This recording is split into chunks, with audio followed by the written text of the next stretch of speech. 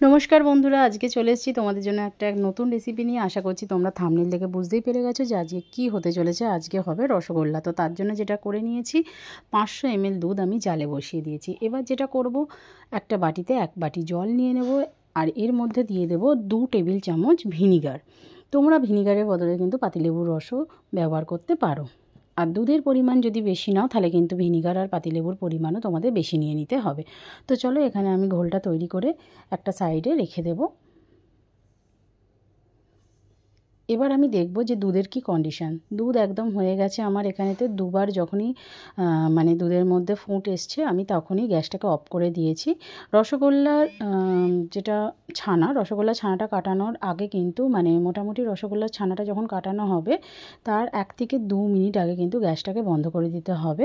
ফুটান্ত দুধে কোনোভাবেই ছানা কাটানো যাবে না, তাহলে কিন্তু ছানাটা শক্ত হয়ে যাবে আর রসগোল্লাটা একদম খেতে ভালো হবে না।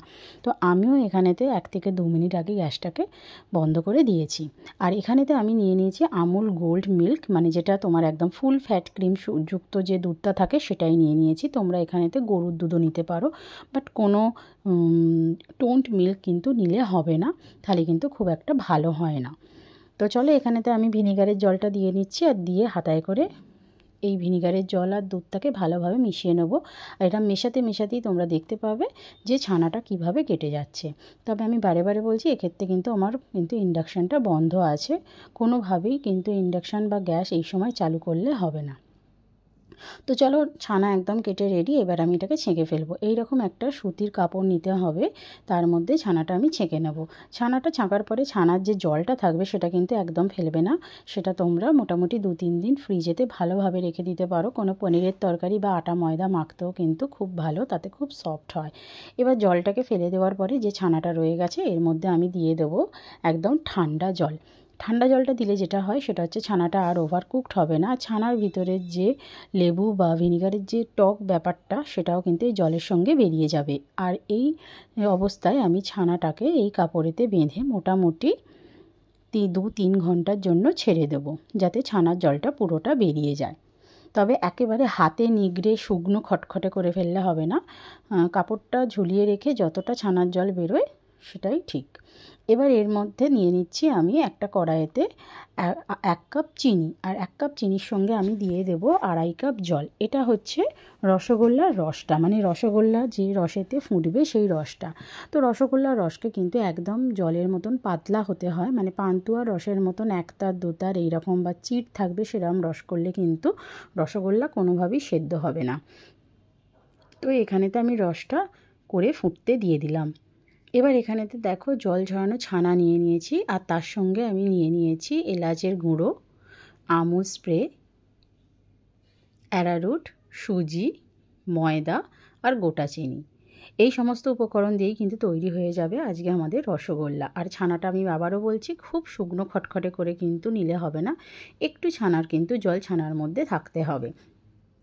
এবার চলো দেখে নাও, এখানেতে ফুটান্ত রসটার মধ্যে আমি দিয়ে দিচ্ছি একটু আমুল স্প্রে গোলা। আমুল স্প্রে যদি তোমরা এরকম ফুটান্ত রসেতে দিয়ে দাও, তাহলে এর মধ্যে থেকে চিনির যে নোংরাটা আছে সেটা কিন্তু ওপরে উঠে আসবে। দেখো এইরকম, এটা চিনির নোংরা। এবার এটাকে তোমরা হাতার সাহায্যে বা ছাঁকনির সাহায্যে ছেঁকে নিতে পারো। এবার ছেঁকে নিয়ে এটাকে একদম একটা পরিষ্কার ফ্রেশ তোমরা রস পাবে, এই যে এই রকম। ঠিক আছে, চলো, এখানে রস তৈরি আমাদের একদম কমপ্লিট। এবার চলো আমরা রসগোল্লার তৈরির দিকে যাই।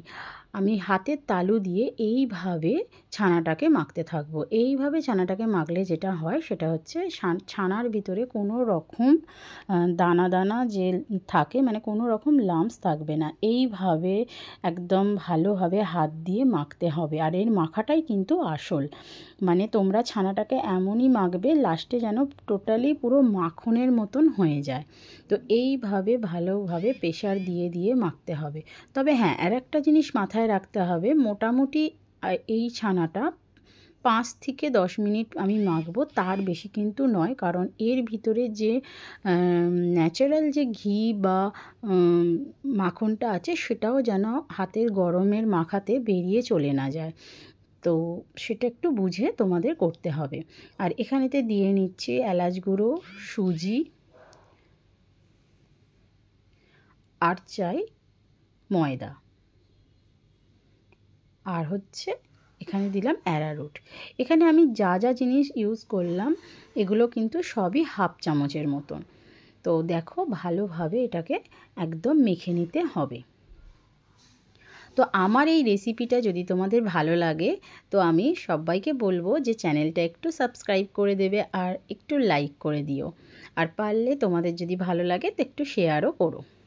আচ্ছা, এবারেতে এই যে দেখো আমি আবারও এইভাবে জিনিসটাকে মাখতে থাকবো। মানে এর কিন্তু অ্যাকচুয়াল যেটা হয় সেটা হচ্ছে ছানা কাটানো আর এই ছানা মাখা, এটাই কিন্তু রসগোল্লার সবচেয়ে একটা বড় মানে কি বলবো একটা বড় নিয়ম। মানে এটা যদি না ঠিকঠাক হয় তাহলে কিন্তু কোনোভাবেই তোমাদের রসগোল্লা ঠিকভাবে হবে না। তো বারে বারে বলছি এটা কিন্তু তোমরা একটু খেয়াল রাখবে, এইভাবে করবে যাতে কোনো রকম দানা না থাকে, একদম মাখনের মতন যেন হয়ে যায়। তো বা এইভাবেই মাখতে থাকবে। আর তোমরা যদি আমার রেসিপিটা দেখে বাড়িতে করো তো তোমরা অবশ্যই করার পরে জানাবে যে তোমাদের কীরকম হলো।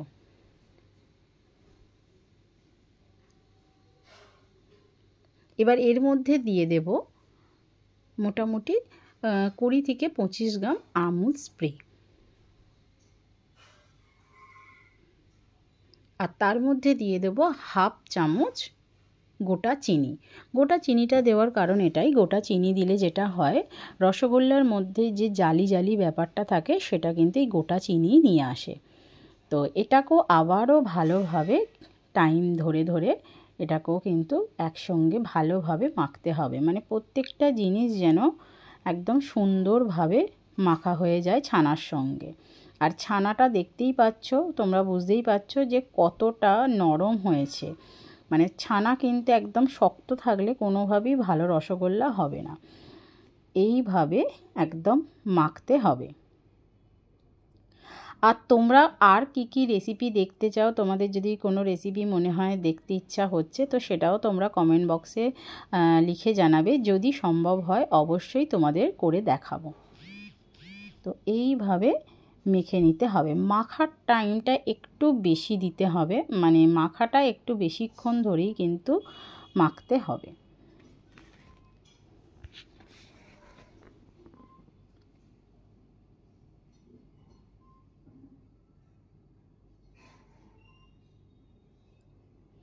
তো চলো আমার এখানেতে ছানা একদম রেডি। এবার দেখো এখানেতে যে রসটা আমি তৈরি করে রেখে দিয়েছিলাম এটা আমি আর একটা পাত্রে একটু ঢেলে রেখে দেব। এটা আমি পরে দেখাবো যে কি করছি আমি।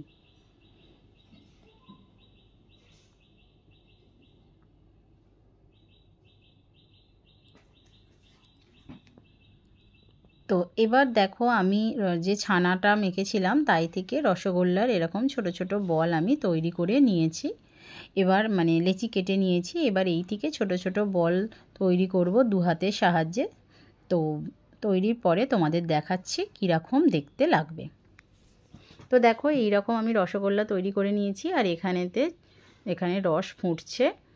এবার এই ফুটন্ত রসেতে একটা একটা করে রসগোল্লা আমি ছেড়ে দেবো। আর রসগোল্লা তৈরির সময় এটা অবশ্যই মনে রাখতে হবে, গ্যাস কিন্তু কোনোভাবেই কম করলে হবে না, মানে হাই ফ্লেমেতেই কিন্তু রসগোল্লা তৈরি হবে। এইভাবে আমি সব রসগোল্লাগুলো এক এক করে দিতে থাকবো। দেখো এবার আমি যে রসটা আলাদা তুলে রেখে দিয়েছিলাম সেটাও এর ওপর দিয়ে আমি দিয়ে দিয়েছি। এবার এটাকে কিছুক্ষণ মোটামুটি 1-2 মিনিট এরকম হাতার সাহায্যে একটু ওলট পালট করে নাড়তে হবে। তবে এটা বিশেষ খেয়াল রাখবে যেন হাতাটা না কোনোভাবেই রসগোল্লার মানে গায়েতে ঠক্কর খায়। আমার খাচ্ছে, কিন্তু খুব সাবধানে সাবধানে করতে হবে আর চাপা দিয়ে দিতে হবে। মোটামুটি চাপা দিয়ে রেখে দিয়েছিলাম আমি 5 মিনিট, আর তারপরেই দেখো একদম ম্যাজিক, কত বড় বড় ফুলে গেছে রসগোল্লাগুলো, একদম দোকানের মতন, তাই নয় কি? দেখো এইভাবে করলে কিন্তু তোমাদেরও এইরকমই সুন্দর রসগোল্লা আসবে। এবার এর ওপর দিয়ে আমি গরম জল দিয়ে দিলাম। কোনোভাবেই ঠান্ডা জল দেওয়া যাবে না, গরম জল দিয়ে দেবে। দিয়ে নাড়াচাড়া করে মোটামুটি 5 থেকে 6 ঘন্টা গ্যাস বন্ধ করে নর্মাল রেখে দিতে হবে রুম টেম্পারেচারে।